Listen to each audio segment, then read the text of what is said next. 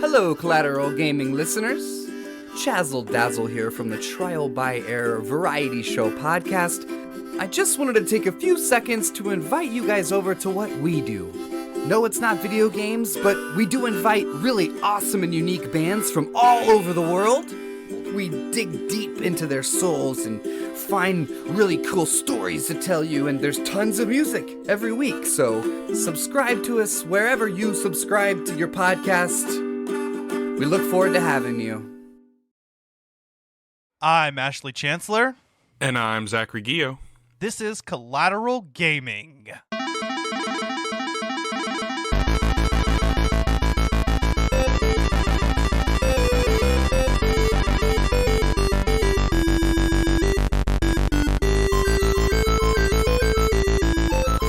Happy Halloween, everybody. Welcome back to Collateral Gaming, the only video game podcast that matters, where we focus on good games, bad games, and everything in between. And yes, my friends, we are a 420 friendly podcast, so whatever you've got, smoke it if you've got it. Today we've got something really awesome to talk about. Ash, how you doing today, buddy? Oh, I am doing great. We are actually recording on Halloween Day, so woke up for the spooky holiday, and I'm feeling great, man. How about you? I'm doing okay, just, kind of tired and everything else. My car is in the shop, which kind of sucks. I was actually on the way to my girlfriend's house on Friday when my radiator decided to overheat. So the car's fine. It just probably needs a good flush and, some extra fluid and stuff. But it's in the shop, But that kind of bummed me out. I was looking forward to spending Halloween with her and her family. But, you win some, you lose some. And she was just as wonderful about it as ever. Danielle's awesome, dude. I can't express enough how thankful I am. But, it's fine. It's Halloween. It's spoopy season. And we are talking about one of the spoopiest games probably ever to be created. Good Lord. Yeah. Shout out to Danielle, by the way. You are a real G. Yeah, she is a real G. She's like the best in the world. And I love her to death. But yeah, today we are going to be talking about Outlast, the survival horror game created by Red Barrels. And honestly, this is probably one of the scariest games I've ever played in my life. Exploring a insane asylum late at night, dude. When I first saw the original trailer for this game, I was like, that is something I'm going to have to make myself play. But you know what? I'm glad I did it, and there's so much crap to talk about, and a lot of it is just horrifying to think about. So, what are your thoughts on this game so far? Oh, man, it is super horrifying. I actually just beat it last night, finally, because the game is actually, for me, was legitimately difficult to pick up and get through sometimes because of how difficult and terrifying it was. It does get a little bit easier once you sort of figure out the patterns, but each level is completely different, and it's unexpected when you're going to come across someone that's going to be patrolling. So, there's just that constant dread going on, and I love it. I love the whole, the fact that you don't fight, and they let you know that the very first thing you read when you start a game is you are not a fighter. You're an investigative journalist. You have, 3 options: run, hide, or die. Yep. You literally cannot even defend yourself in this game. Your only objective is to run. You are armed solely with a camcorder, and that's about it. And the really cool thing about this game is while you can see everything from Miles' perspective, basically you are Miles Upshur. You're an investigative reporter whose ambition is about to earn him an intimate tour of hell on Earth. Always willing to risk digging into the stories no other journalist would dare investigate, you will seek out the dark secret at the heart of Mount Massive Asylum. That is the prologue to Outlast. And they are not kidding. You are literally armed only with a camcorder. And your job is to look at everything, record everything, and survive. You're hunting for batteries to keep your camera alive so that you can use night vision in super dark spaces, which in this game is the primary setting. It is dark pretty much everywhere. It's an insane asylum late at night that's been old and abandoned, but recently taken up by a new corporation. A secret corporation called the Murkoff Corporation. I believe it's the Murkoff Corporation. Murkoff, yeah. And there are a lot of documents and lore to find that gives you some insight into Murkoff, gives you some insight into the asylum and what was going on. And I mean, that's basically what you're doing. It kind of plays like a found footage game because the game is in first person and you can raise your camera up, and I'd recommend mostly keeping your camera on for most of the game because it won't consume battery just to have it up. No, it won't. But as long as you're aiming at something, Miles can take notes about what's going on. And then the camera, of course, is also where the night vision mechanic comes in, and that's what you're going to need your batteries for. Yeah, you know what's crazy is that even though this is a horror game, the scariest thing about Outlast isn't even its mountain asylum setting or even things stalking you throughout the bloodied building.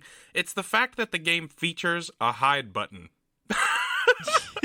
It's the fact that your primary ability in survival is to hide. Like, you can hide in cabinets.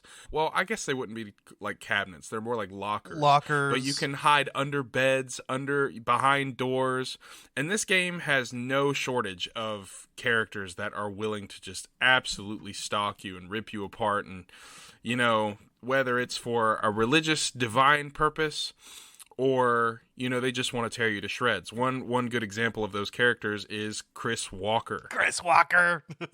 Chris Walker is this giant military-esque just madman that is basically trapped in Mount Massive, who he's big. I wouldn't call him obese. He's just a tank. He's just a big motherfucker. He's ex-military, they mentioned in one of the documents, or in one of Miles' notes, and he is big. He has ripped his own nose and lips off. Due to anxiety. Like, one of his aliases that always makes me laugh is just big fucking guy. Either that or the soldier, strong, fat. Those are multiple things that he's known as. But he was in the United States military. He was a former police officer, and then he became a Murkoff security guard. And then he went insane. He did. He went absolutely nuts and kind of just went through it. And, I mean, I guess we can talk spoilers because, this game is, when did it, 2013, 2012? When did it come out? Something like that. Let me look it up real quick. I should have had my notes ready. Oh, dude. No, it's okay. It's okay. But he gets murdered by the Wall Rider, like, towards the end of the game while he's chasing you. And the Wall Rider is actually the main antagonist of the game, the one that ends up actually ripping Miles apart at the end of the game. Miles was surprisingly sympathetic whenever he records that moment in the game, if you read the notes afterward. Because, I mean, Chris Walker is kind of a secondary antagonist for you in the game. I mean, he's the one that you'll face most often. And unlike other enemies, who will kill you on normal mode within, 4 hits or so, he'll kill you in 2. Oh, yeah. No, he'll rip you apart. And he will drag you out from those little alcoves. So you have to run just fast enough to escape his reach and get into those little small corridors. Little pig. Little piggy. Yeah, he is terrifying, and he'll go search for you. He'll talk. What's really cool is that all of the NPCs in this game work that way. The AI is actually pretty intelligent. I reckon that the second game probably expands on that a little bit, but they can see you hiding, and they will actually investigate hiding places. Thankfully, if you're in one locker and there's a couple next to you, it seems to be that the game always has them check the locker next to you. Oh, yeah. But it does add to that level of fear that you're like, oh, shit. They could check the locker I'm in. Oh, yeah, absolutely. And honestly, Ash, I think we're getting a little bit ahead of ourselves. We're just kind of diving into, the scariest parts of the game. But Outlast itself, it tells the story of a reporter who gets a tip. Miles Upshur is the reporter. It's 2013, by the way. 2013? Awesome. Yeah. That's when it came out on PC. Good Lord. 8 years this game has been out. But Outlast tells the story of a reporter who gets a tip from an anonymous informant that something fishy is going on at Mount Massive Asylum. He goes there to investigate, but when he arrives and sneaks in, he realizes that all hell has already broken loose. And we're talking about Chris Walker. The first time you actually interact with him in the game is not too far into the game. It's maybe 5 or 10 minutes in. Yeah. You're exploring the second the second floor of the asylum, and there's like this big open room with it's like the lobby, I guess. It's the second floor, the balcony that surrounds the lobby. And you're going through this like library-esque type room with a bunch of trash and garbage on the floor when you come across a security guard or a cop or something that is impaled on a giant, it's either a pipe or a spear. I don't know what he's impaled on, but he's just... It's dark, and even with the night vision on, you can't see quite well enough. You know what you can see, though? Like the outline of his eyes, and that makes it even more terrifying. The atmosphere in this game is incredible for a stealth horror game. I mean, Red Barrels really did a phenomenal job. Granted, this game definitely proves to me that there are people at Red Barrels that are absolutely nuts and live for, this kind of experience. I mean, the core gameplay experience is about no combat, and that's a quote directly from Red Barrel's co-founder, Felipe Morin. It's about having the player suffer. The experience is about having the player completely defenseless, only with the ability to hide, suffering as he's watching all of this happen while trying to piece together the story. Yeah. And, at this point, once you get in there and you realize everything's going out, it's up to the player to really decide what they want to do. But ultimately, the objective is to get the hell out. Yeah, pretty early on, that's the objective. Like, when you start out the game, he's going to go in and investigate and figure out what's going down. But very quickly, shit goes down the drain, and he's like, no, I need to get the fuck out of here. And you spend the rest of the game trying to get the fuck out of there. Dude, honestly, the further into the game I got, the less I wanted to leave. I wanted to see just how crazy it got, just how insane and terrifying, Yeah. just how terrifying it got. And it did.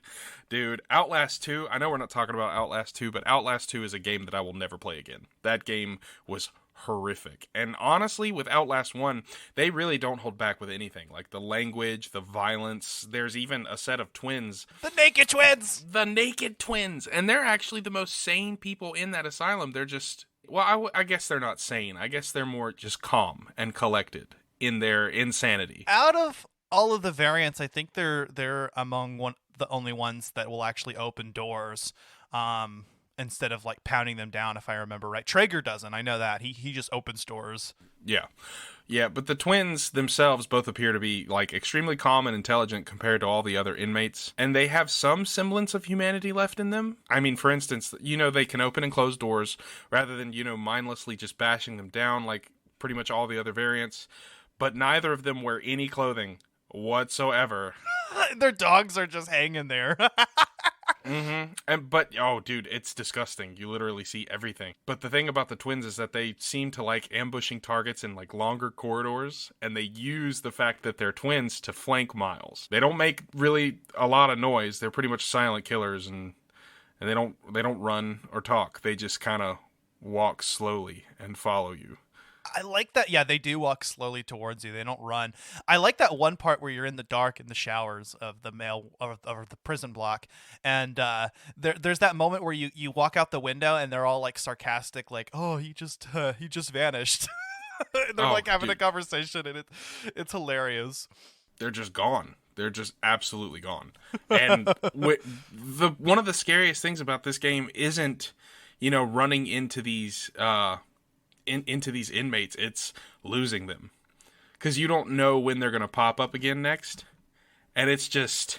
And you never know if an inmate is going to be violent and try to hunt you, or if it's just going to be a regular inmate that's just going to talk to you or just hang out. There's that one in the prison block that just follows you, and he's completely wrapped up, and I'm like, does he want to kill me? And like, but he just can't because his hands are tied up because he just keeps following you. It's so creepy. But then I was kind of like, maybe he just wants to be my friend. Nope, he does not want to be your friend. No, I think he has some dialogue, and at first I couldn't tell if that was him or some of the inmates in the cells around you, but I think it's him, and he's just following you, talking to you, and I'm like, dude.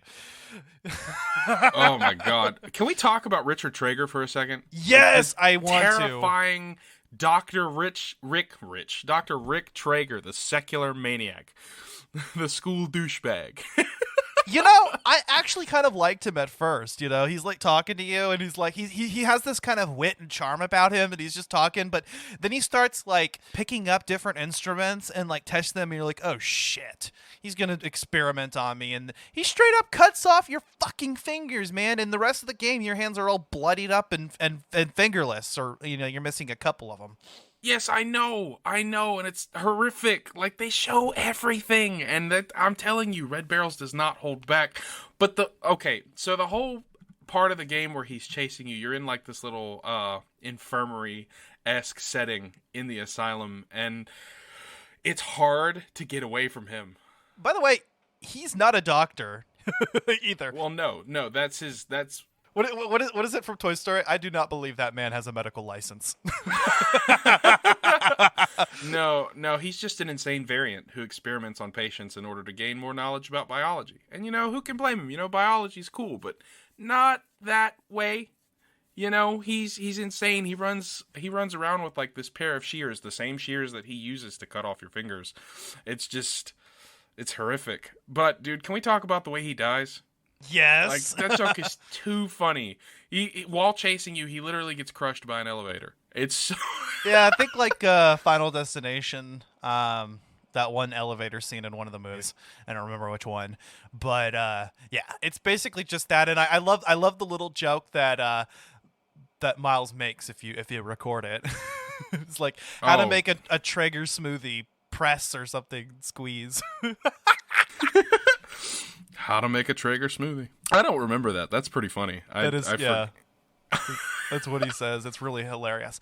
Yeah, that whole section is actually really intimidating for me because you're kind of stuck in this area with Traeger, who is a bit more, you know, sane and calm and you know, deviant than any of the other variants you faced up to that point. You know, like I said, like the twins, he opens doors, he walks, you know, and he can figure shit out. He's not like dumb, but you're kind of trapped in this area with him, and you have to go, and I think you have to get the key for the elevator, and then you can open the elevator and leave. Yeah, Outlast. Yeah, absolutely. So you have to kind of finesse your way, and a lot of this game is just finessing your way, especially a lot of the sequences with Chris Walker involve him sort of charging you, and you sort of juggernaut him, you give him the runaround in kind of more open rooms, and that way you can get around him, because more often than not, he's right in front of where you need to get to.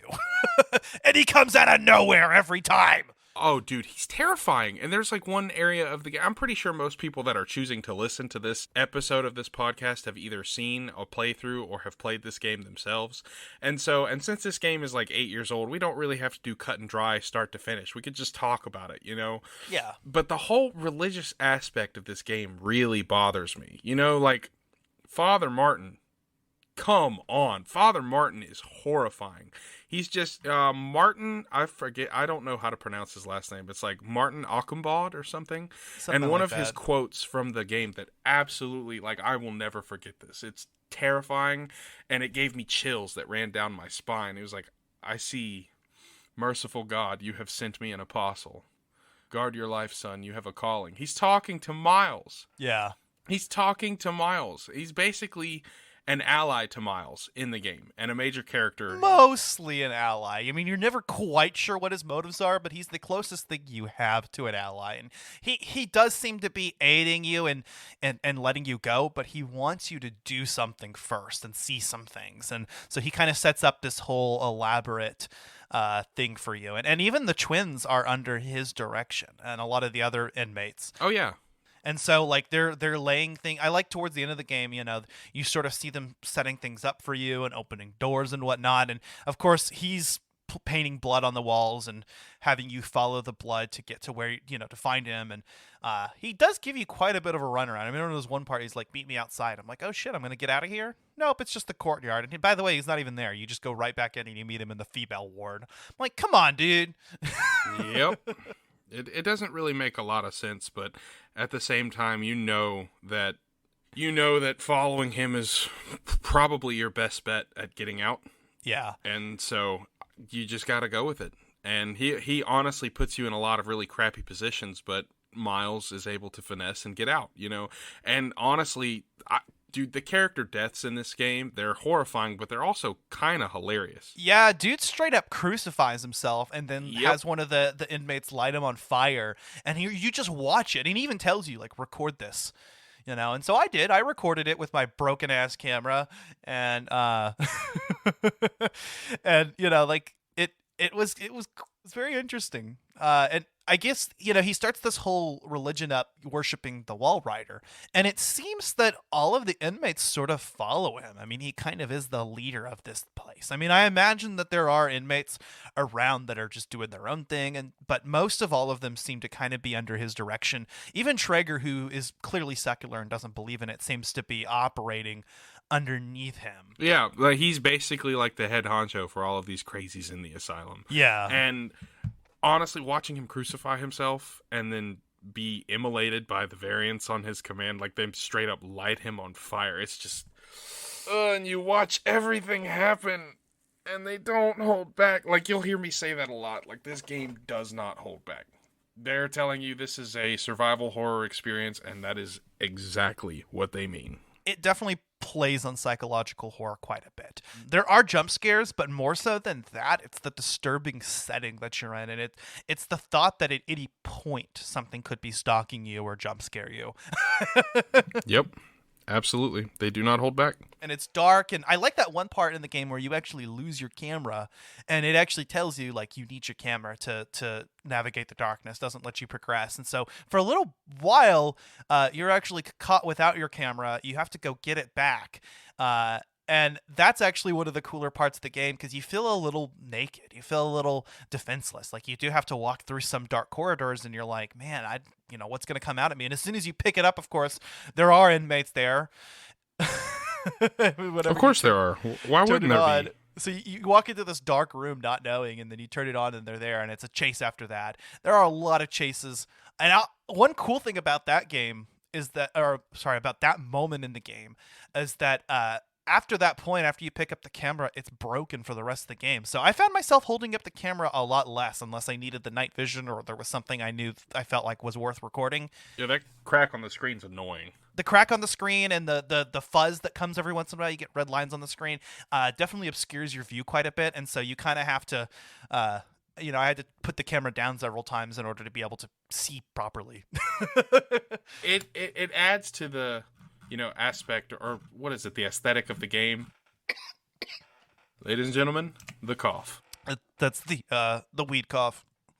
The I've got a Delta 8 pin, so. Also, I do recommend playing this game high. It actually will definitely add to the creepy atmosphere. Play at night with all the lights off alone. Yeah, that's going to be a no from me, dog.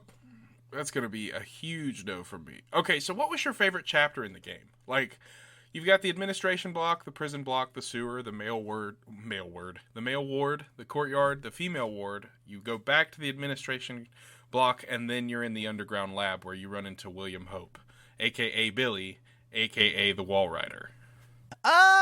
Difficult to say. What sticks out to me quite a bit is the sewers. It's kind of a short chapter, but it's just you versus Chris Walker in this contained environment. You have a couple objectives set up, and usually this game will have you do that. It'll be like, go here and do these things, and then come back to turn this valve. There's a lot of that, but what's crazy is usually when you go to these spots, whatever variant is stalking you at the time usually can hear you and come after you. But the sewer segment sticks out to me because Chris Walker just is everywhere you turn, and you're kind of in this I want to say what's the word, claustrophobic environment. Oh yeah, it feels like there's almost no way out, and your field of view is kind of obscured as well, so absolutely. And it's hard because not only are you trying to escape from him, but you're also trying to like puzzle your way out. You've got to flush the water in the sewer by turning 2 valves, and then you got to use the ladder to access the lower junction. And the whole time you're basically just trying to find a way out while running from Chris. And it's terrifying. You're actually right. Like, the sewer is probably one of my favorite parts of the game. But, dude, honestly, the underground lab is... That was going to be the next one I was going to say. Is the underground lab. The underground lab is my favorite part of the game. Literally right after Father Martin, crucifies himself in the chapel of the administration block, you go down the elevator, the one that Martin made to access the underground laboratory. Yeah, but here's the thing. They don't tell you that. You think you're going to leave. You're riding this elevator thinking you're going to freedom. It stops on the first floor of the administration block where you can open the doors and get the fuck out, and then it keeps going. And you're like, oh, fuck. Yep. I'm not getting out of here. And then you go to the underground lab and everything comes together. But go ahead and get back into it. No, you're good. It's crazy because once you enter the lab, the first thing you see is the dead guards at the front desk.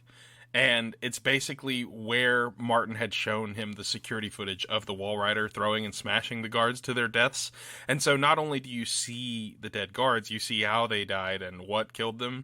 And you get another taste of this terrifying thing that you're going to have to eventually, go up against, or at least run from, because you can't fight. Out of all of the stalkers in the game, the Wall Rider is the most difficult because he's fast, he can kill you in just a couple hits, and he can go through walls. Doors do slow him down, but not nearly as much as the other variants. He's also sound triggered, and that part of the game, the underground lab, demonstrates that really well. Once you go through a bunch of hallways, you eventually reach a door that triggers the alarm. And once that alarm goes off, he's after you. And it chases you until you come to the set of double doors. And then once you get to those double doors, you are grabbed by Chris Walker. And you're just immediately thrown to the side. Yeah. But right before Walker can kill you, he's grabbed by the Wall Rider from behind, thrown into the walls repeatedly, and just ripped apart. Fuck yeah! I was so happy to see that. It was just the greatest thing. There's that moment of terror because you're pinned between the two of them, and then the Wall Rider just beats Chris Walker the fuck up. And then you realize, oh, this is the most powerful thing in the game. It can also appear anywhere. I mean, I say before that, the other variants seem to come out of nowhere, but off screen they're probably still walking wherever they need to go, short of a couple, jump scare segments. But the Wall Rider literally can and does teleport around. It appears exactly, where it's gonna hinder you, and you're running, and you have even less defense against it. I don't even think there's anywhere to hide in the underground lab, is there? No, you're constantly moving the entire time. And honestly, watching the Wall Rider kill Chris Walker, you're kind of sympathetic. And that's why once it starts happening, Miles automatically pulls out the camcorder to record the event. And the event that basically the achievement that you get for recording it is the death of the soldier, which is basically the soldier finally meets his end, not really facing the Wall Rider, though Billy just kind of rips him apart. Yeah, there's no competition. What were you gonna say? Basically, once you're going further into the underground laboratory, you enter a small room with more dead guards, and there's a wall of glass that's dividing you and Rudolph Vernick. Now, Rudolph Vernick is, he's basically the mastermind. He's the mastermind behind the whole thing. One of his aliases is Asset 14866. He's a senile Nazi, the Crypt Keeper, yada yada, the Doctor, and all that stuff. And he does seem to regret what they did, and it's definitely out of his control now. I mean, he's the one that tasks you with ending it all and killing Billy. One thing I thought was interesting was that he mentioned working with Alan Turing. And so their technology, it was their minds that basically put this technology together.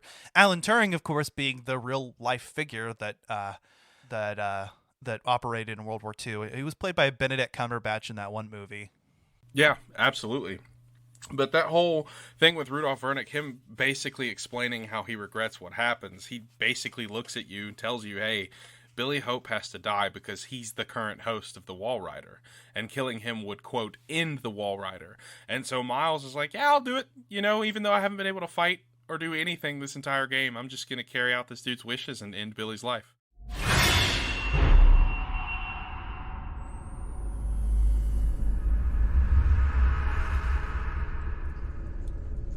You want to know the mistake you're making here, buddy?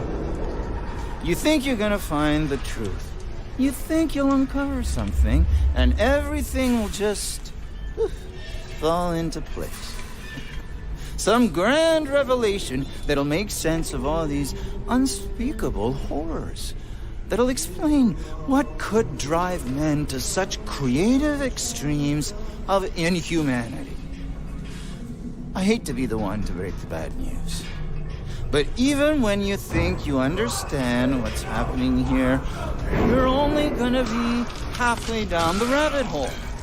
It's always been the case that whoever's holding the money gets to say what the truth is. But then what happens when all the money's gone? When everything is based on debt, on credit?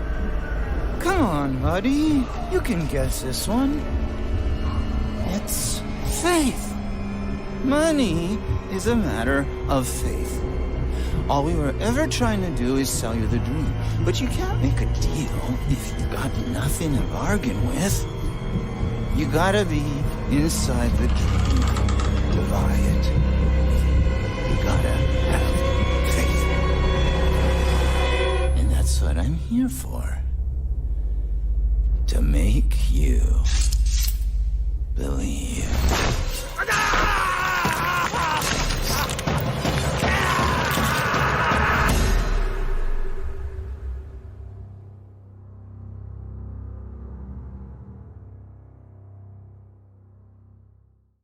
The game progresses, you move deeper into the lab, and you find Billy in like this glass sphere that's keeping him alive by different pieces of equipment. You cut the life support fluid reservoir, and it disables the power to the lab.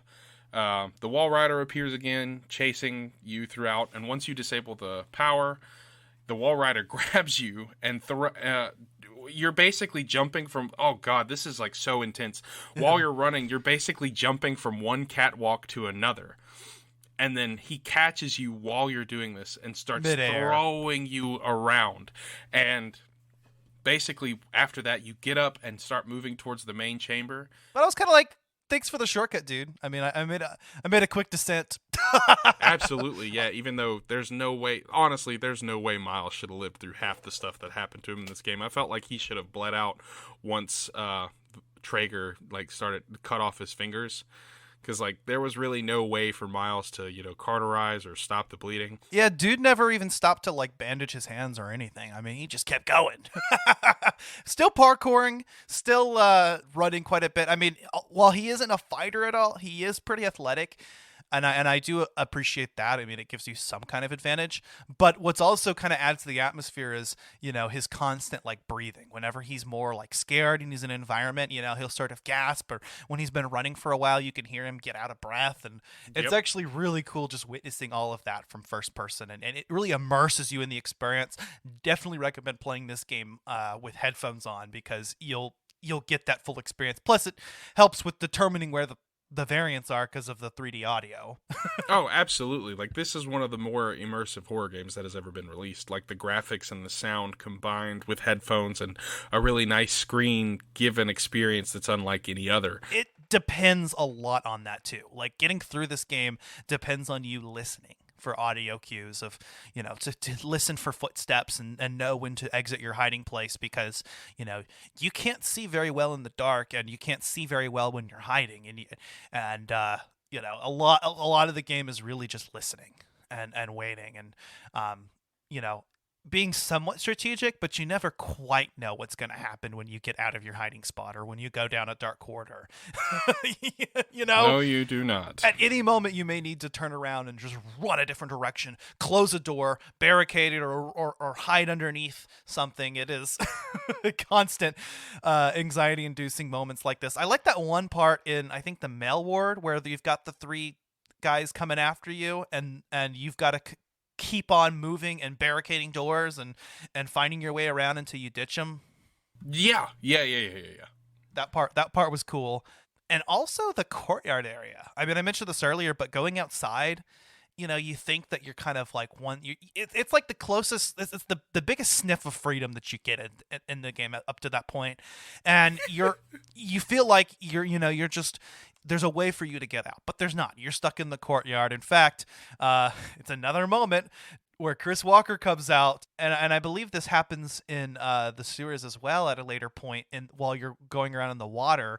But in these two moments, it's completely dark, and you just sort of hear his chains. And what's crazy is I never knew exactly where he was at. I couldn't determine. I just knew that I could run into him. He could be behind me. I don't know. I just hear his fucking chains rattling. Yeah, and during this part of the game, that's actually the first time you encounter Traeger. These variants are chasing you through, several rooms, and you can hear them, like, bashing on the door, yelling, "Wants meat! Wants meat!" Do you remember this? Yes! That's the part that was, like, super creepy to me. They were like, "Wants meat! Wants meat!"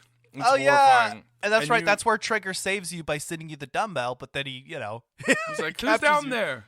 You're not one of them, are you? Quick, get in the dumbwaiter if you want to live." And you're like, "Okay, cool." And you get in the dumbwaiter, and you get down there. He's like, "You made the right choice there, buddy." And then just beats you to the point where you just can't walk, straps you to the wheelchair, takes you around the asylum, and mockingly showing him the exit, saying, "Run free." Yeah, he's like, do you want some fresh air? Of course, that's the entrance to the courtyard that you later come across. So it really wasn't actually to the asylum, but it is a nice, like, teasing moment. Like, oh shit. I think up to that point too, whenever you do go outside, it's the first time in the game where I really extensively went through batteries because there is almost no light to go through. It's also the first time you actually see the wall rider face to face, and you're like, "What the fuck is that? A ghost? What's going on?" Like, when did this game get supernatural? It's terrifying. Dude, it really is terrifying. What does Miles say? He's like, "Oh my god, dear God, help me!" Like I think I've seen the wall rider. Dear God, help me. Yeah, because up to that point, you'd heard about it. You saw that little footage, but you never quite knew what was going on. At that point, you see it. Now, the Wall Rider isn't a ghost. In the underground lab, those pieces finally come together, and you find out it's nanotechnology, which has been in development for much longer, for decades at that point, since World War II. And that's what Traeger and Alan Turing were working on, was this nanotechnology, and that's what the Wall Rider is. And then there's also the morphogenic engine, which is like an algorithm that does something. I think.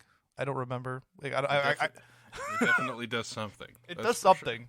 Sure. There's like hypnosis going on. It's a cool and intricate story, and I think to really get all of it, you have to, look in nooks and crannies and find those documents hiding around and record things to hear, Miles' thoughts on things as well. Yeah, and to be honest, listening to Miles record and, run through everything, you really get that sense of dread that he's feeling. Watching all of this stuff unfold, realizing that all of this is part of just some greater purpose to create the Wall Rider, but it gets out of hand and all of them end up dead. It's really a lot to take in, You know what the first part of the game I got stuck in, actually, or I couldn't pick up the game for a while because it was just too difficult and a little too terrifying? Where? Was the basement in the administration block. The basement, yes, with the generator, because it's the first time in the game where you're thrown into this kind of situation, but you're thrown into the dark, and you've got to turn on the generator, but first you've got to turn on two, like, sub-generators or something, and then a pump or something else, and so you've got to go and do all three of those things, but as soon as you turn on one of those things, a variant comes after you, because he hears you turning on the things, and so you're running through the dark, not ever really sure where this variant is, except when he's chasing you, trying to accomplish things, and it is just that it's very difficult. It's easy. It's kind of easy to hide from him, though. He's not. He's kind of quick, but you're a lot quicker than he is, and you can easily just hide under one of the beds that's in, like, what is it, like 2 or 3 different rooms that you run into for the pumps? Yeah, but my problem was that once I got out of hiding, I was never sure where he was, and he would always spot me. And I think in the final attempt that I finally got it, and I started to actually figure out the mechanics of the game. In many ways, it's that first kind of tutorial segment where you get introduced to these mechanics. And it's where you sort of figure out exactly what you have to do. Well, the trick is you got to break the line of sight, close a door, and then hide, and then kind of, wait for his footsteps to walk away, and then you can go about and finish what you're doing. Absolutely. It's one of the scariest parts of the game, to be honest, being down in that super dark basement trying to figure everything out. And that's the part that took me the longest. It wasn't something that was just easily right in front of you because of all the different things you had to do, the hiding, the running, the turning the pumps to reactivate the generator. It's difficult, and I can understand why that's one of the things that kind of made you have to, take a break from the game, because it's not easy at all. Yeah, and then after that, I sort of just barreled through the game. It's not red barreled through it, you might say. Wow, cute. But no, it's a game that it's not very long. You can get through it relatively quickly. And there is quite a bit of replay value in that, there are additional notes and documents to find in the game that you might have missed. Batteries are also around every corner, so that's why it's important to check every nook and cranny, because you never know how many batteries you're going to need later. Like I said, at one point you get thrown outside in complete darkness, and you better have collected some batteries, because otherwise you're fucked. Oh, absolutely. And honestly, the higher the difficulty you choose, the more rare batteries are, and that's what adds to the replayability, because yes, you could do a higher difficulty, but it's one of those games where I've beaten Metroid Dread a couple of times, and the hard mode only really counts because the enemies do more damage and they have a little bit more health. But once you get to the end of the game and you have your abilities, it's really not that hard at all. This game, the difficulty is raised because resources are far more scarce. Like, it is hard to find batteries in hard mode, and so those dark, you have to be very you have to use your batteries very sparingly in harder difficulties of the game. And so when you're outside, or when you're in the basement, or when you're nearing the end of the game towards the administration block, you have to be very conservative with your batteries. And it's very hard because most of the game is dark, especially when you're running from, Chris or Traeger. You have to use batteries in order to see. But it's really hard to find them. I think in most of the chapters, on the normal difficulty, there's like 6 or 7 batteries per chapter that you can pick up. And on the hard difficulty, there's like maybe 2, and they're hidden extremely well. Extremely well. And isn't there a nightmare difficulty where you can only hold on to 1 battery at a time or something? I think so, but I will never play it. Yeah, the batteries add a little bit of strategy to it. Also, knowing when to reload the battery, because you can wait for it to run out all the way and be the most conservative with your resources. But if you're about to be if you're in an area where there's a variant that could be stalking you, you're going to want to make sure that you have plenty of light and you don't have to stop and reload. So there's a little bit of that element of strategy in there of like, okay, my battery's most of the way drained, and at any point I could be running, so I need to go ahead and reload it now. Yeah, it's really hard to determine when you're actually supposed to reload. Because, you would think that you would want to be conservative, but like you just said, there are times where you're going to have to reload it. But on that nightmare difficulty, you have to use the battery and then find a new one before you can reload it. Yeah, and that's got to be difficult. It's seemingly impossible. And I wonder if the variants are any more aggressive in the higher difficulties or any more intelligent. They're probably faster. I haven't played it, and I will not play it. Because you can outrun all of them in the game, I think. They won't catch up to you. But if they do, you're dead. You're dead. Yeah, in the higher difficulties, they definitely do a lot more damage. So you have to be very, very careful as to not... I think in Nightmare, everybody's like a one-hit kill or something. Which, makes sense. You can... And this game is definitely playable in that sense. I could see avoiding taking damage completely, but, I was never perfect. But the trick is kind of, finessing your way and using open rooms and areas where you can kind of circle around, and also trapping them. Closing doors, the variants that are a little more violent and dumb, and what's the word? Just completely insane. Oh, dude, they're all completely insane, dude. Everybody, it's an insane asylum. They're all bat crap crazy. But the ones that are worse, are the ones that have to break down the doors. So doors can really slow down those guys because they have to give it like several pushes before the door breaks down, and then you can't use that door anymore. But it's effective at giving yourself a little bit more time to get into that hiding spot or do whatever you need to do in that room. And if you're careful enough, you don't even have to get into a hiding spot. If you're in a dark area, you can kind of hide in a corner, and usually an enemy will pass by you, but you're never quite sure if they're going to spot you or not. You're like, please don't spot me. Please don't spot me. I do like the areas in the game where you can barricade yourself in. that gives you a little bit of security, but usually those areas you're kind of trapped in there. There's nowhere else to go. So eventually you have to unbarricade yourself or leave the area, and Yeah. it's a very, very brief respite from the chaos. Very. It's very rare to get, time to just, breathe. You have to keep moving, because if not, the game has like a timer where if you sit in one area for too long, the variant that's predominant for the area, whether it's Traeger or, Chris Walker, they will eventually come to where you're at, and you have to get moving. It's unforgiving. It is even on the normal difficulty, it is unforgiving. Like, they do not care. For the most part, they have patrol routes, and you'll notice that, except when they find you, they'll mostly stick to those routes.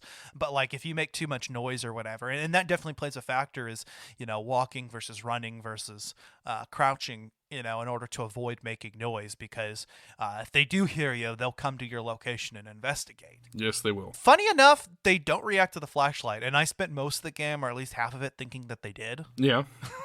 And so I would turn off my flashlight when they were nearby, but it come to find out that you can have the flashlight like right next to them, and they don't give a fuck. They won't notice. They won't. I mean, you'd think they would, but they definitely don't. You'd think they would, so I'm happy that I played most of the game thinking that. I hope that's fixed in Outlast 2, because that kind of seems like... It is.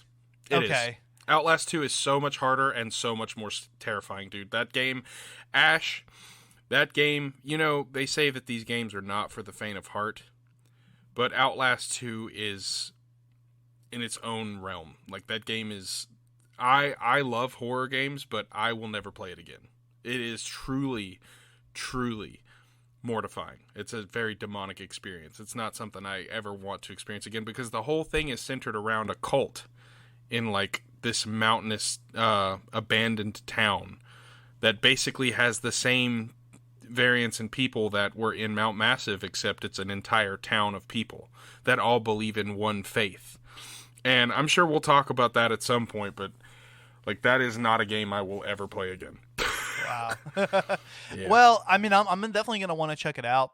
If this game, this game is disturbing enough as it is, and if they amp the ante on that, that would be crazy, because there is content warning, straight up corpse fucking in this game. It happens. There's necrophilia. Yeah, like, no, I'll tell you this, Ash. And for those of you listening to this episode, I'm sure if you've played both of these games, you will agree with me. Whistleblower, the extension of the Outlast story, where you're Wayland Park, that game is scarier than Outlast. I haven't played Whistleblower yet. I was gonna ask if you wanted to talk about that, because I bought the DLC. I just haven't touched it yet.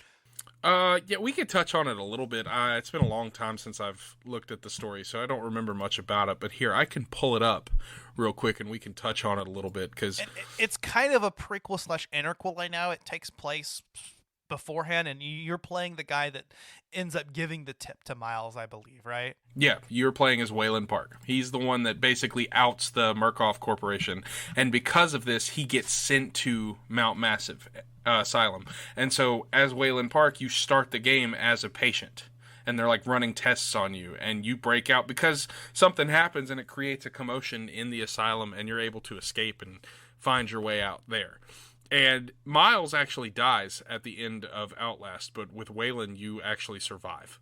So, well, Miles becomes the Wall Rider is what happens. Well, he's dead. Like, who he is dead. He becomes the new Wall Rider because the Wall Rider has to have a host in order to survive. What a twist ending, by the way. That was actually really cool. And the way that it ends is, you exit out, you've accomplished your task of cutting off Billy's life support, but the Wall Rider enters you, and Miles is just barely walking around. He doesn't look like he's got too much longer, but you're moving down the corridor, and then suddenly you're confronted by Traeger and a SWAT team.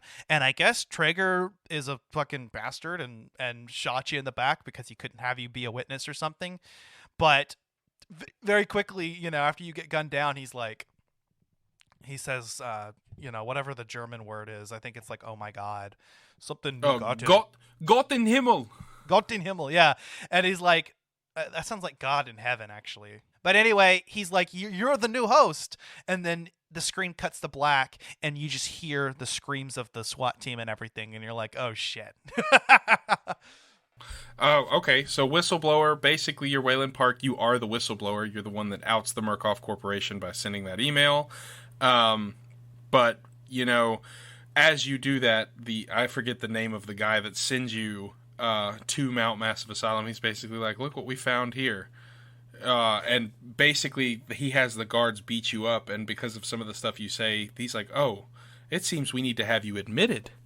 And so Wayland gets admitted into Mount Massive Asylum. But one of the main antagonists, I'm not going to say too much about it because I really want you to explore it and enjoy it.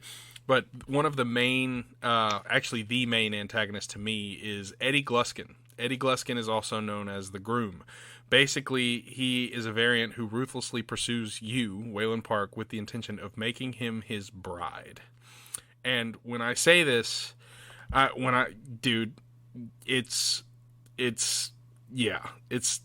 a lot. Basically, I won't say much, but he basically takes steps to make Wayland his wife. And I will say that it involves surgery. So you just need to, I wouldn't say you need to play it, but if you want to see that, you can. Okay. That sounds terrifying, and I definitely want to check it out, because I know that the story also ends up kind of crossing into Miles' story as well. Yes. Part of the game goes, midway through the point to where Miles has entered the asylum. So, but yeah, I want to check out Whistleblower, because that sounds insane. And if it's even scarier than the original game, then God help me. Most of the game is much more intense. Wayland is smaller. He's a little bit slower, too. So, and they expand upon that in the game. You'll learn about that. And so it's not as easy to get away from the variants. And Eddie Gluskin is, ooh, boy. Basically, he makes his first appearance at the start of the game in the underground lab, being forced against his will to enter one of the spheres that Billy was in order to undergo painstaking restraint and experiments. And while that's happening, Wayland Park is actually there working on one of the computers for debugging to allow the experiment to happen. And before they finally restrain Eddie, he runs up to the glass begging for help, and he tells Wayland that he has the power to stop all of it before being forced again to go back in. And so from the beginning of the game, you have a connection to Eddie Gluskin. And so when he sees you, he knows that you tried to, save him, and so he wants to make you his bride. Oh. It's a lot. So it's coming from a good place. It's just fucked up. I mean, yes, but no. That actually does sound very Outlast, though, to have something that's stalking you for the intent of making you their bride. Because, Traeger's trying to experiment on you. Chris Walker just wants to fuck you up. The twins, I don't know.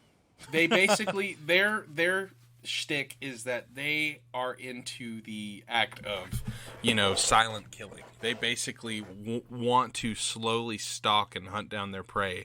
And once they catch them, they silently and slowly kill them with, machete-like blades that they both carry. Why don't they just dick slap you? I mean, wouldn't that be hilarious if they just whip their dick out at you wah, wah? I would rather get hit with the machete, to be honest. I don't want to get hit by that, even though they've been naked the whole game, and so there's room to breathe, so it probably wouldn't be as traumatizing. It would still be horrible.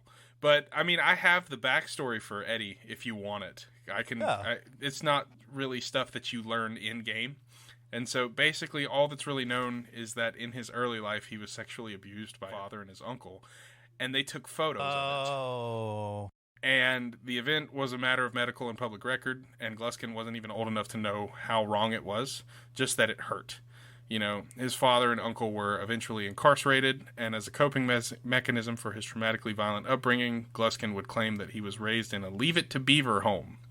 Prior to being admitted to Mount Massive, Eddie was a misogynist and a serial killer who mutilated women. And there are implications that his insanity stems from being sexually abused as a child. And Yeah, so once you play through Outlast, once you run into him, you'll see what I'm talking about. And it's very the only word I can really think of, Ash, is grotesque. It's incredibly grotesque, and it's, now that I think about it, the first time I played these games, Outlast I played for the first time in 2016. I had an Xbox One, and it was out on the Xbox, and I had just gotten paid from my job, and so I was like, yeah, why not? I'd love to curl up in a ball and cry for an entire night. And so I played through the entire game in one sitting. The entire game. I started playing at like 9 p.m. and I think I finished around 4 a.m. roughly. It didn't take me long to get through it in the grand scheme of things, but that's still a huge chunk of time. Whistleblower, I played it as soon as it came out. And Outlast 2, I actually went to my friend Jaden's house, and we stayed up all night playing through the entire game, and we were both mentally scarred at the end of it. Man. Dude, it was horrifying. Like, there was one point where Jaden actually, like, got so scared that he, like, gave me a hug. I was like, yeah, we need to take a break. And so we paused it, went to the kitchen, and made some frozen burritos. That was me and my friend Steven when we played PT for the first time. It was funny. Like, we were literally, like, we started, like, holding each other, like, no homo. Oh. But yeah, like, if you haven't played Outlast and you love, like, survival horror games, this is a really, really good game to get into. But be warned, it is very, very graphic, and there's a lot of disturbing images and scenes in the game. So go in knowing that you have to, harden your heart, because it's going to be graphic. If you're just an adamant horror game player, it's a good experience. I wouldn't say it's a good experience. It's a traumatizing experience, but it's a horror game that Red Barrels truly brings the best and worst out of. When it comes to horror games, I would say that Red Barrels is the top company for it, because there is no other horror game that even comes close to touching, the absolute sheer terror that you experience playing these games. And what a better day to record this on than Halloween. Spoopy Day. It's really cool. We were originally going to record this on like Thursday or Friday of last week, but I'm kind of glad that it worked out that we got to record it today, because it's our Halloween episode, and I don't think I even got to participate on the Halloween episode last year when we did it. No, that was just me and Megan on Until Dawn. But yeah, I mean, it was cool. I actually was looking forward to playing Outlast. I think since last Halloween, we had already decided this is what we were going to do this year. And I've been excited about it ever since, just because I'd heard about it. But I only picked it up most recently. I mean, as for my final thoughts, again, this is a very not only terrifying but disturbing game. Obviously not for everyone if you're faint of heart, or it's not for the faint of heart. I'll say that much. No, it's not. But if you're sensitive to these sorts of things, like psychological horror, disturbing sexual content, graphic violence, then maybe this game might be a little much. But if you are a horror game fan, I think this is a must play. Oh, absolutely. I will say this, though. You have been warned. If you want to play this game, if you like psychological horror, then this is a good game to play. But tread lightly. Because this game, I love horror games, and this game shook me to my core. Like, it gave me... I'm 24 years old. It gave me nightmares, man. It really did. It gave me nightmares, and it made me bother to be alone for a little while, just because of how intense and dark the game is. But other than that, it's great. Yeah, 100%. I agree with all of that. It is a very, very intense game. Definitely a must-play for any horror game fans. I intensely enjoyed it. I can't wait to play the DLC and the sequel as well. Or maybe I can wait, and I'm also a little bit terrified too. But needless to say, I mostly played this during the day or when I had someone around. But if you want the full experience, though, like I said, the whole like alone at night, I mean, you will get it. You are in for a ride of your life with Outlast. Oh, you're in for a very rude awakening. Like, this game is merciless and does not... It doesn't hold your hand. You are on your own. in one of the most terrifying settings that a video game can produce. And the fact that you can't fight back, the fact that you have to run and hide is what makes this game more terrifying and plays on that psychological aspect. Even late in the game, you know, when you go into the underground lab and, like, you've seen a lot of graphic shit up to that point, but I think the Wall Rider most brutally kills its victims. I mean, some of them that are like top halves are completely eviscerated. They look like they exploded. Yep, it is a merciless experience to have, and you better prepare your heart because it's not. Yeah, I'm getting chills just thinking about it, man. Honestly, so that's what makes this kind of like a perfect game to talk about on Halloween. A lot of people love spoopy season, and you know what better way to, you know, give our spoopy opinions than to, you know, talk about Outlast. Yeah. You know what? I think what I'll do for the bonus round, because I think I'm just going to stream something tonight. So I want to stream the Outlast Whistleblower, and maybe I'll live stream it. So stay tuned for that tonight at Halloween. I'll probably try to do something later. Yeah. Ash, I'm not working tomorrow because I'm going to be going to get my car situation figured out. So I would love to join you for that if you are interested. Dude, for sure, man. So, but guys, thank you so much for tuning in. Once again, happy Halloween. We love having you here. Ash, do you have any final thoughts before we close this bad boy out? No, but everybody have a very safe Halloween. You know, if you're choosing to go out and be around people because, you know, like us, you've been vaccinated or you've been carefully social distancing, then yeah, just be safe. Check your Halloween weed and make sure you don't have any candy in it.